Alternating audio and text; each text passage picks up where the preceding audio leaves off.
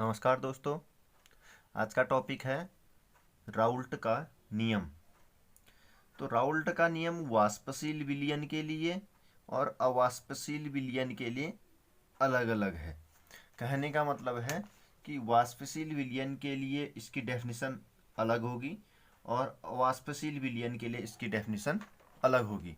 तो राउल्ट का नियम दो प्रकार के विलयनों के लिए उत्तरदायी है। इसको लिख, तो ये हो गया एक वाष्पशील विलयन, दूसरा अवाष्पशील विलयन।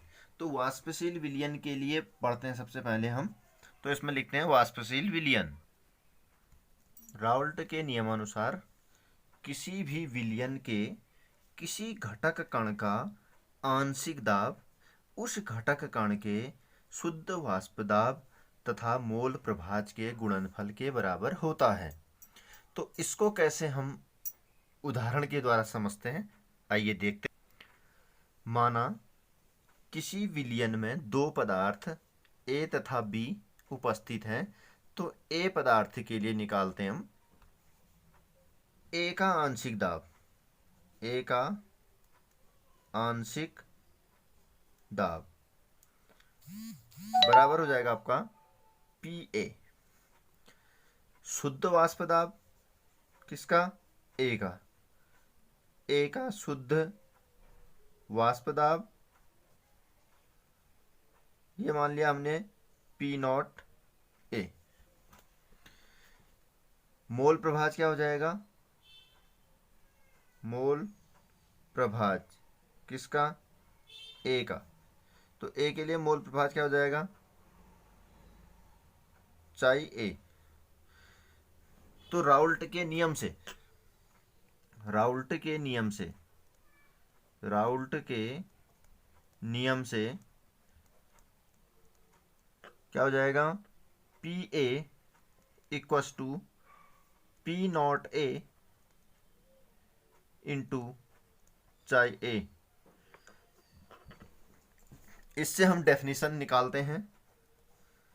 इससे डेफिनेशन निकल जाएगी हमारी, किसी भी विलयन के किसी घटक कण का यानी कि ए का आंशिक दाब उस घटक कण के शुद्ध वाष्प दाब पी नॉट ए तथा मोल प्रभाज जाई ए, इन दोनों के गुणनफल के बराबर होगा। यानी कि जो आंशिक दाब है पी ए है, पी ए को हम आंशिक दाब मान रहे हैं। तो पी ए आंशिक दाब है, उसका शुद्ध वाष्प दाब पी नॉट ए जाई ए, पी नॉट ए, और जो आपका मोल प्रभाज है वो जाई ए है। तो इन दोनों का जो गुणनफल है वह क्या हो गया? आपका आंशिक दाब के बराबर हो गया। तो किसी भी घटक कण का आंशिक दाब उस घटक कण के शुद्ध वाष्प दाब पी नॉट ए तथा मोल प्रभाज चाई ए के गुणनफल के बराबर होता है। इससे डेफिनेशन निकल गई। अब हमने बी के लिए निकालना है, क्योंकि किसी विलयन में दो पदार्थ। बी पदार्थ के लिए इसी प्रकार से बी का आंशिक दाब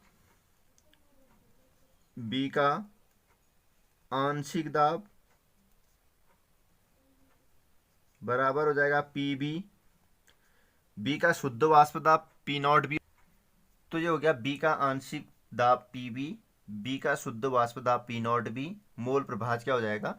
जाई बी। तो राउल्ट के नियम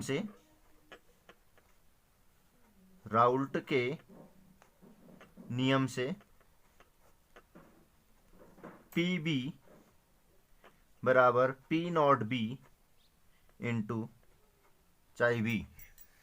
आपका कुल वाष्प दाब P बराबर P A plus P B. P A plus P B हो जाएगा, यानी कि पी ए की वैल्यू को रख देंगे पी नॉट ए जाई ए प्लस पी नॉट बी जाई बी। अब है अवाष्पशील विलयन, नॉन वॉलेटाइल सॉल्यूशन। जब किसी विलयन में अवाष्पशील विलेयी पदार्थ होता है तो विलेय के विलयन में उपस्थित होने पर वाष्प दाब में कोई प्रभाव नहीं पड़ता है, अर्थात विलायक के आंशिक दाब के बराबर होता है। हमने कहा कि जब किसी विलयन में अवाष्पशील विलयन जो वाष्पित ही नहीं होता है, ऐसा पदार्थ मिला रहे हैं जो वाष्पित नहीं हो रहा है, तो विलेय के विलयन में उपस्थित होने पर वाष्प दाब में कोई प्रभाव नहीं पड़ेगा। क्यों नहीं पड़ेगा? क्योंकि उसमें हम क्या मिला रहे हैं, अवाष्पशील विलेय पदार्थ मिला रहे हैं, तो वाष्प दाब में कोई भी प्रभाव नहीं पड़ेगा, अर्थात विलायक के आंशिक दाब के बराबर होता है।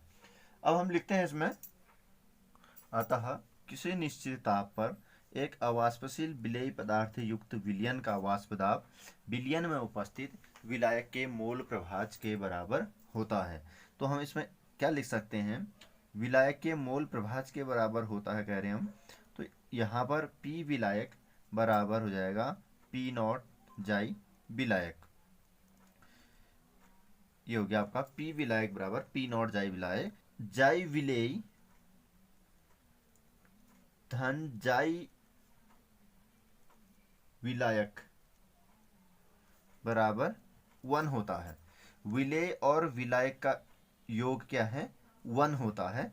चूंकि जाई विलेय धन जाई विलायक बराबर 1 होता है, तो जाई विलायक बराबर हो जाएगा, यहाँ से जाई विलायक बराबर हो जाएगा 1 माइनस जाई विलेय। ये हो गया आपका 1 माइनस जाई विलेय। इसको हम इक्वेशन नंबर 1 मान लेते हैं, इसको इक्वेशन नंबर 2।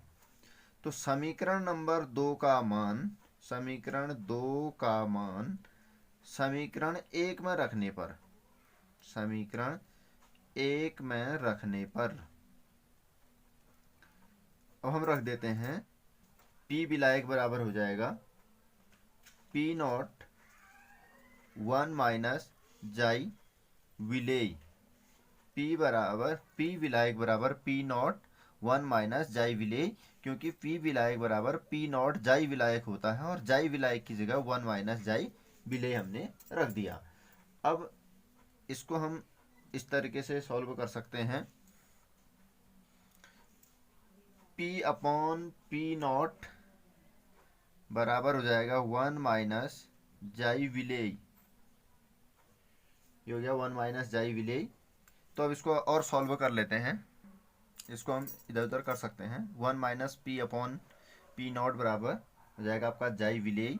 अब इसका हम यहाँ पर इस तरीके इसको सॉल्व करते हैं, तो ये हो जाएगा P0 minus P upon P0, यानी कि P not minus P upon P0। तो ये इक्वस टू, आप इसको क्या कर सकते हैं, जाई विलेय, ये हो जाएगा। तो यानी कि आपका ये निकल गया इसका आंसर। अब हम यहां पर जाई विलेय की वैल्यू को रख सकते हैं, तो ये हो जाएगा आपका P not minus P upon P not equals to जाई विलेय की जगह N upon N plus N लिख सकते हैं। मोलों की संख्या से हम रिप्रेजेंट कर सकते हैं इसको। इसके बाद तनु विलयन के लिए, यानी कि तनु विलयन के लिए, तनु विलयन के लिए, तनु विलयन के लिए जो n का मान होगा, n लेस देन n, हम कह रहे हैं कि तनु विलयन के लिए स्मॉल n का मान कैपिटल N की तुलना में बहुत कम है। इसका मतलब है कि विलेय की सांद्रता विलायक की तुलना में बहुत कम है विलयन में। इसलिए ऐसा विलयन जिसमें विलेय की सांद्रता बहुत कम होती है वो क्या कहलाएगा, तनु विलयन कहलाएगा। तो इसको हम नेग्लेक्ट कर देते हैं क्योंकि विलायक की तुलना में बहुत कम है, इसलिए हम इस वैल्यू को छोड़ देते हैं यहाँ पर। तो P not minus P upon P not equals to N upon N, विलयन का वाष्प दाब विलायक के मोल प्रभाज के बराबर होता है। इससे ये स्पष्ट हो जाता है और ये बहुत ही इम्पोर्टेंट भी है। तो दोस्तों, अगर ये वीडियो आपको पसंद आए तो लाइक शेयर एंड सब्सक्राइब ज़रूर कीजिएगा। धन्यवाद।